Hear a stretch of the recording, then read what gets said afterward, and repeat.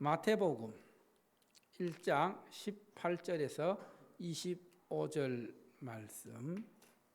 마태복음 1장 18절에서 25절.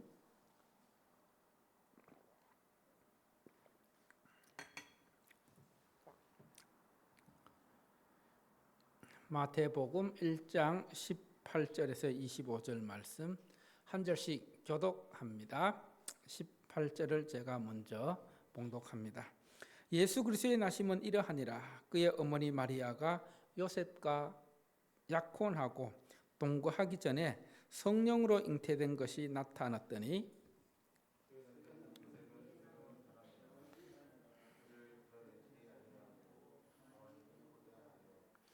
이 일을 생각할 때에 주의 사자가 현몽하여 이르되 다윗의 자손 요셉아 내 아내 마리아 데려오기를 무서워하지 말라. 그에게 잉태된 자는 성령으로 된 것이라.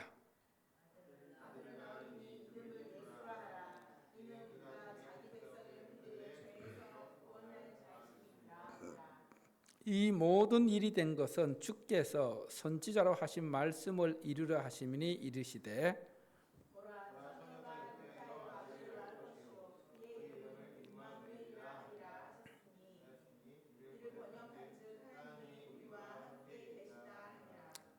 요셉이 잠에서 깨어 일어나 주의 사자의 분부대로 행하여 그의 아내를 데려왔으나 아들을 낳기까지 동침하지 아니하더니 나음의 이름을 예수라 하니라. 아멘.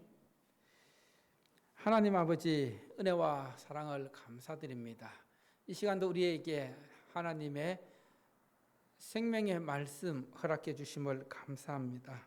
이 말씀을 들으면서 이 말씀이 우리 마음에 새겨지는, 마음판에 박히는 능력의 말씀, 생명의 말씀 되어서 우리의 삶을 이끌어갈 수 있도록 은혜를 베풀어 주시옵소서.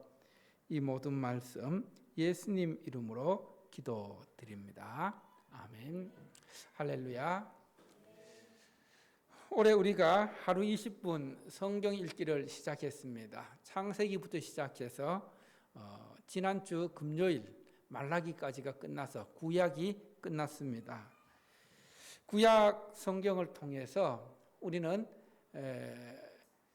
메시아 예수 그리스도에 대한 그 예언의 말씀들이 성취되어지는 그 신약에까지 이르게 되었는데, 지금까지 함께 하신 분들은 끝까지 이제 3개월 정도 남았습니다. 3개월 남았는데 끝까지 동참하셔서 올 한 해가 끝날 때 말씀 일독을 통해서 말씀의 은혜, 말씀의 능력을 통해서 내 믿음이 성장하고 또 말씀을 통해 하나님의 사랑, 하나님의 은혜, 하나님의 계획하심을 깨닫고 내 믿음이 한층 더 성장할 수 있는 그런 은혜가 있기를 바랍니다.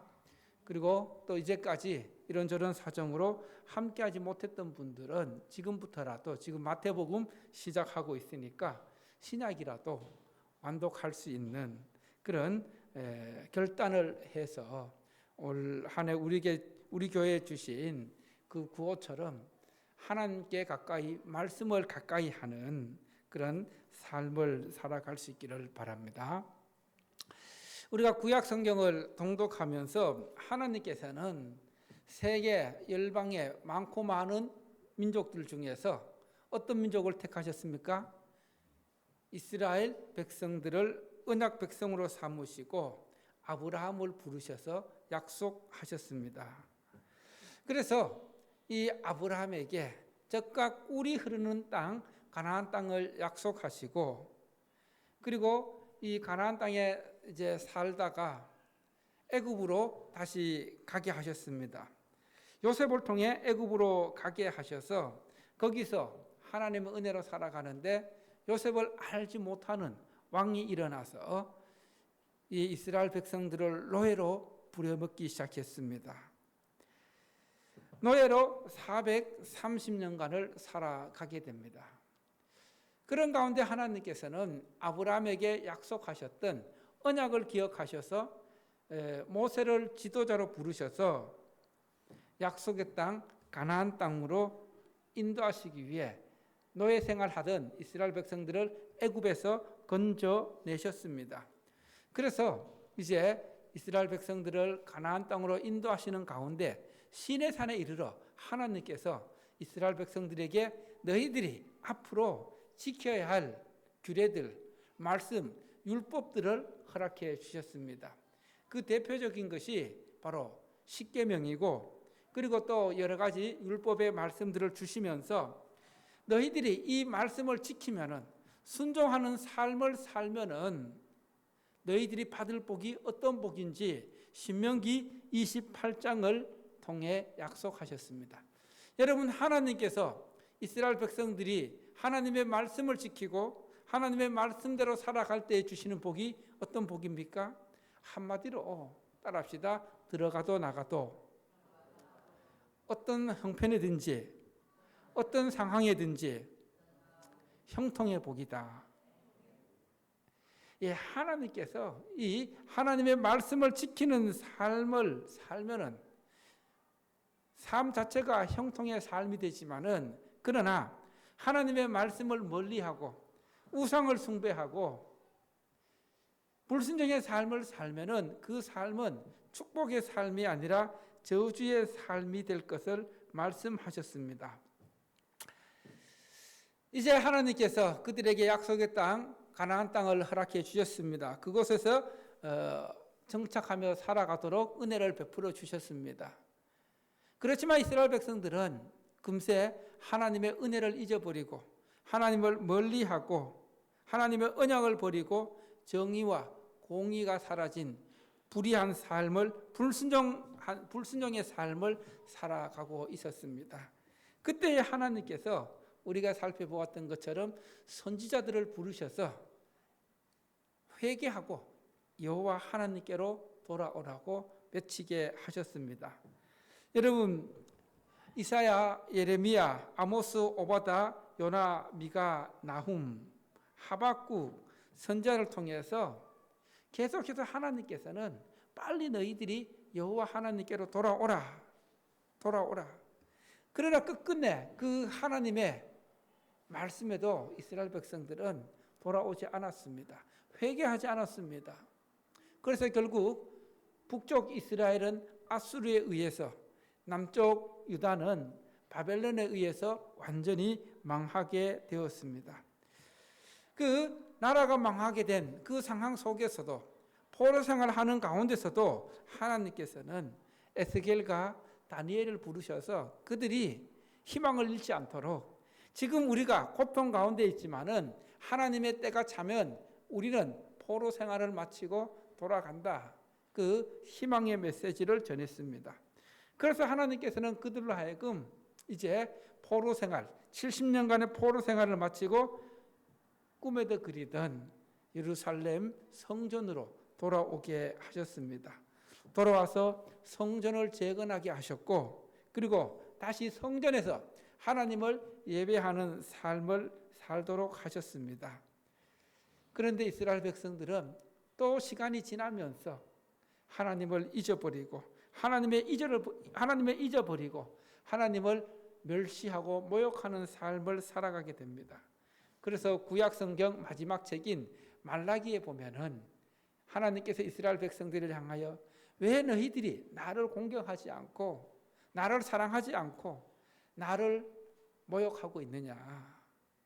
그렇게 했을 때 이스라엘 백성들이 언제 우리가 하나님을 모욕하고 그리고 또 하나님을 멀리 떠났습니까? 그러자 하나님께서는 너희들이 나에게 드리는 그 제물을 보면은 너희들이 온전치 않은 제물을 드렸다. 여러분, 원래 하나님께 드린 제물은 흠이 없는 거룩한 구별된 제물이어야 했습니다. 그런데 이스라엘 백성들은 제물을 거룩한 제물을 드린 것이 아니라 흠이 있고 그리고 또 온전치 않은 상처가 있는 그런 제물을 하나님께 드렸습니다. 계속해서 하나님께서는 이방 여인과 결혼하는 그들의 죄를 지적하면서 그것은 곧 하나님을 버리는 것과 같다고 말씀하셨습니다. 그러면서 하나님께서 다시 내가 너희에게 엘리야와 같은 선지자를 보내겠다 약속해 주십니다. 그래서 너희들이 하나님 아버지께로 돌아오면 하나님 아버지께서도 너희에게로 돌아간다고 말씀하셨습니다. 그러나 돌이키지 않으면은 여전히 심판의 경고를 주셨습니다. 여러분, 이 말씀들을 통해서 하나님께서 우리에게 주시는 말씀은 무엇입니까? 한번 따라해 봅시다. 여호와 하나님께로 돌아오라. 세상 가운데 치우쳐 있는, 하나님을 멀리하고 있는 우리를 향해서 하나님께서는 여호와 하나님께로 돌아오라. 그것이 너희들이 살 길이다. 우리는 스스로 돌이킬 수 없는 존재입니다. 오직 예수님의 십자가를 통해 돌이키고 하나님 앞에 나아갈 수가 있습니다. 그래서 예수님을 통해서만 하나님의 언약이 회복되고 구원과 축복이 임하게 된다는 것을 신약 성경은 우리에게 가르쳐 주고 있습니다.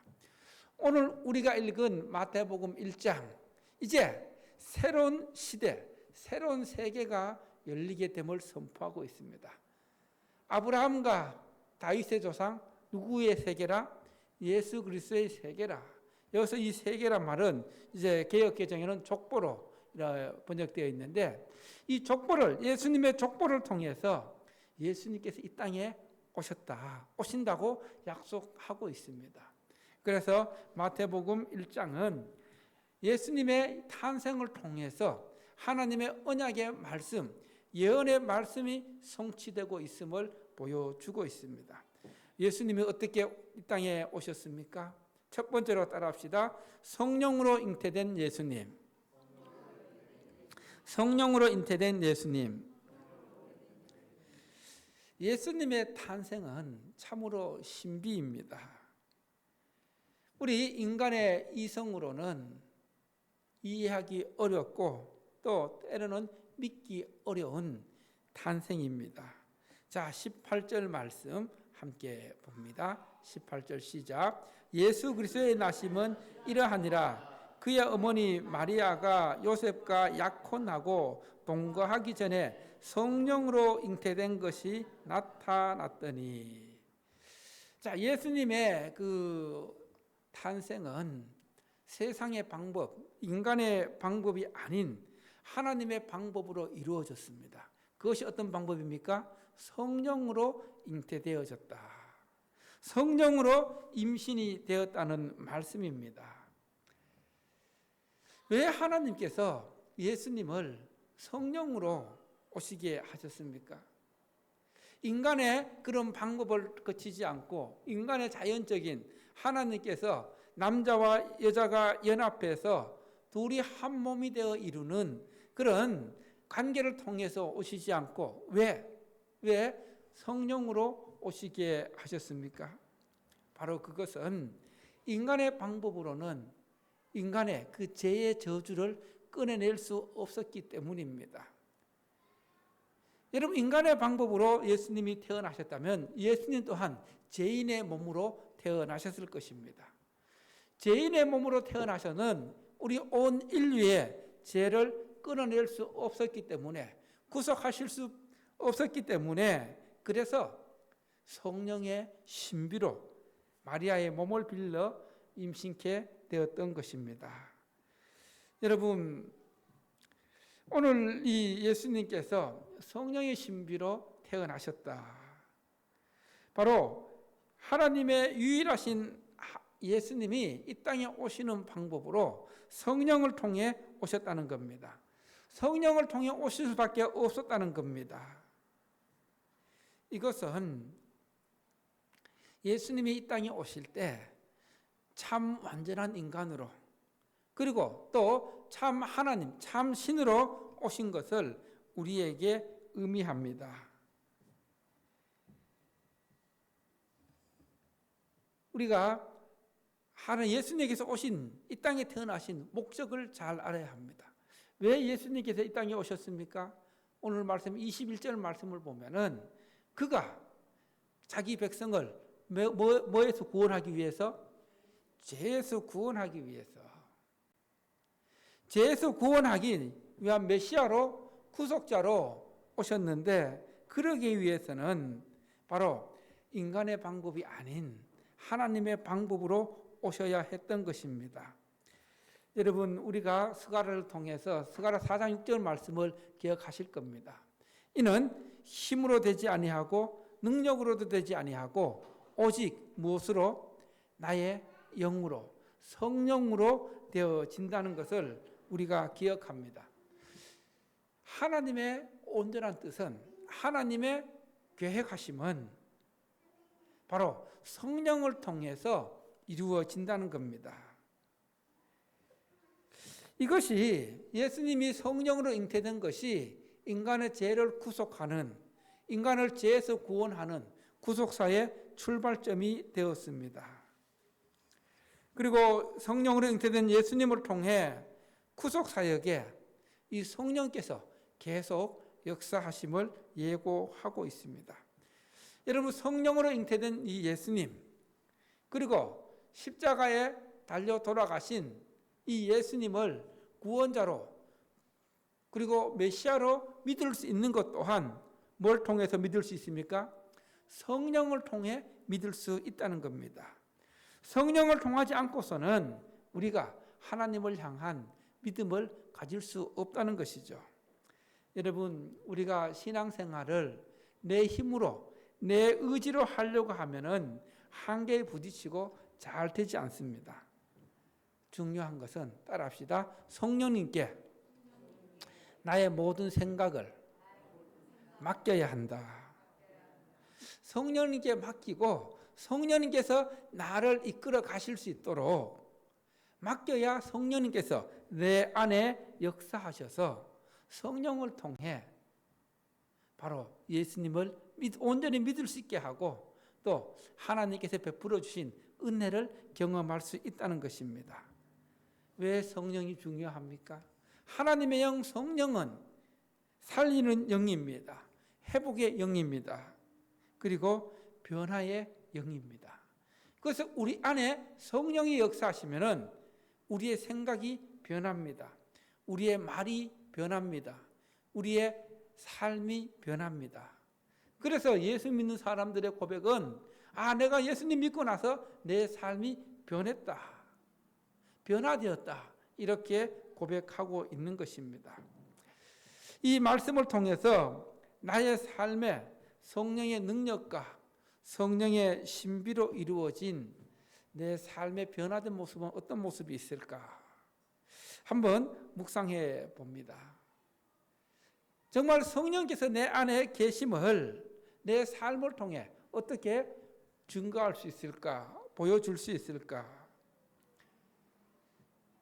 성령의 능력으로 예수님께서 이 땅에 오셨던 것처럼 우리 삶에 우리 또한 성령의 능력으로 하나님이 원하시는 삶을 살아갈 수 있고 하나님의 뜻을 이루는 삶을 살아갈 수 있다는 것입니다.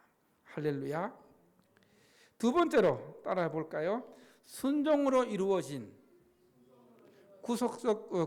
구속사의 출발.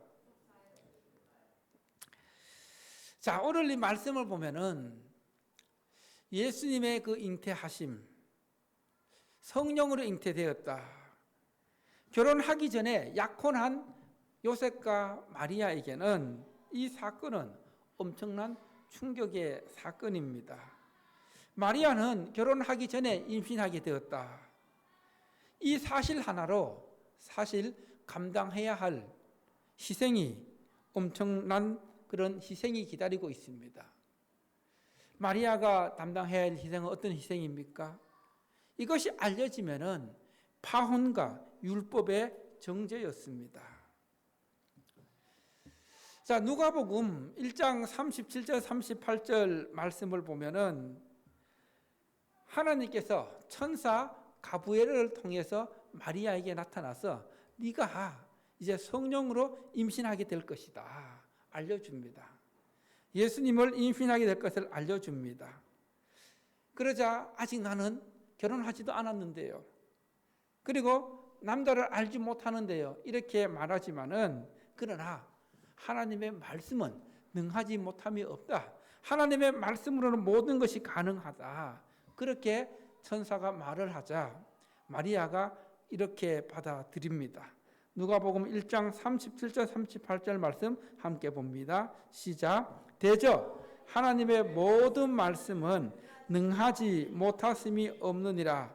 마리아가 이르되 주여 여종이니 말씀대로 내게 이루어지이다 하며 천사가 떠나가니라. 성령으로 임신하는 것, 사람의 방법으로는, 사람의 이성으로는 이해할 수 없는 일이지만은, 그러나 하나님의 말씀은 능하지 못함이 없다.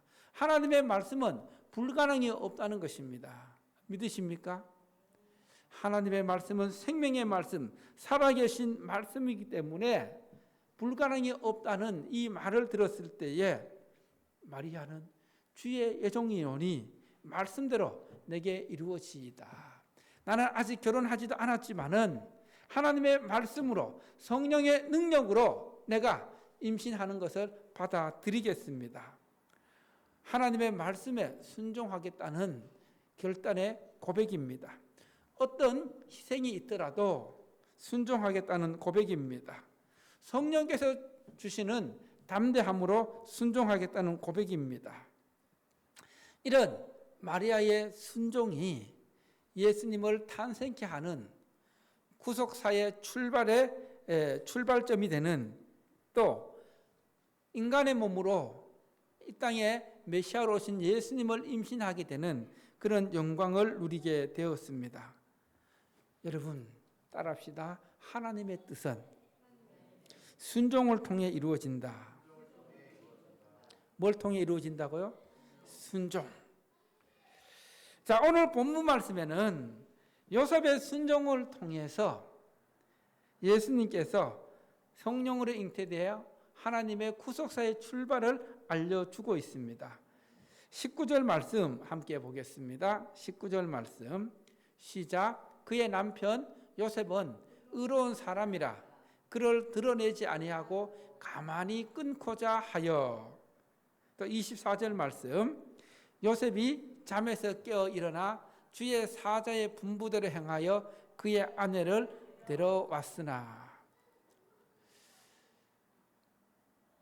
요셉이 마리아가 임신한 사실을 알게 됩니다.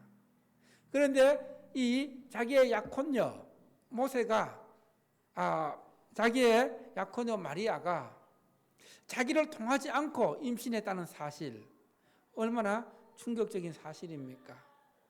아직 요셉은 마리아가 임신한 것을, 성령으로 임신한 것을 알지 못했습니다. 그래서 요셉은 가만히 이것을 드러내지 않고 가만히 몰래 비밀리에 마리아와의 관계를 정리하고자 마음을 먹게 됩니다. 왜냐하면은 그는 의로운 사람이었기에. 의로운 사람이라는 것은 하나님의 말씀대로 율법대로 살아가고 있는 믿음의 사람, 정직한 사람이었음을 보여줍니다. 그런 믿음의 사람으로서 마리아를 공경에 처하지 않게 하고 이 모든 것을 조용하게 처리하려고 하는, 마리아를 보호하고 배려해주는 그런 마음을 보여주고 있습니다. 여러분, 정죄하지 않고 이렇게 보호해주는 마음이 의로운 마음입니다. 정죄하고 비난은 살리는 것이 아니라 죽이는 것입니다.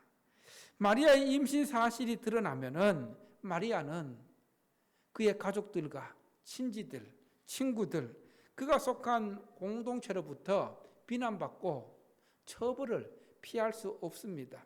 율법에는 결혼하기 전에 임신을 하게 되면, 또 다른 남자의 아이를 갖게 되면은 돌로 처형을 받게 되는 그런 율법이 있었습니다. 그래서 요셉은 이 마리아와의 관계를 조용히 정리하고자 했던 것입니다.